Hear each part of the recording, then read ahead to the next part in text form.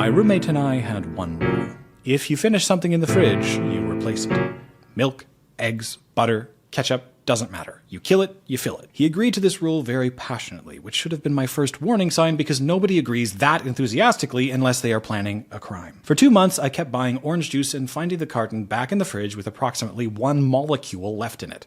Not empty enough to count as empty, just empty enough to ruin your morning. 1 sip, every single time. At first, I thought maybe I was losing my mind.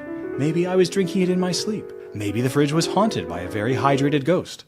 Then one Saturday I came home early, walked into the kitchen, and saw him physically put the almost empty carton back in the fridge with the care of a museum curator. I stared at him. He stared at me. Then he said, "There's still some left." There was not some. There was a suggestion, a rumor, a whisper of juice. So I started retaliating in ways that were technically legal but spiritually damaging. I left exactly 1 chip in the bag, 1 Cheerio in the cereal box, 1 square of toilet paper on the roll like an insult folded into origami. He got the message immediately. The apartment turned cold, silent, competitive. Then he escalated. I opened the freezer and found 1 single frozen waffle in the box. 1. He had eaten 11 waffles and saved the 12th like a threat. That night, we had our first formal roommate summit. No yelling, no emotion, just 2 exhausted men at a kitchen table negotiating dairy ethics like diplomats after a border dispute. We signed a piece of notebook paper titled the Finish It, Replace It Treaty. 3 weeks later, I caught him putting half a pickle back in the jar.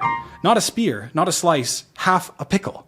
I held it up and said, "Francis, this is an act of war." He looked at me dead in the eye and said, "It's technically still a pickle." I moved out 4 months later. We're still friends, but I never eat at his house.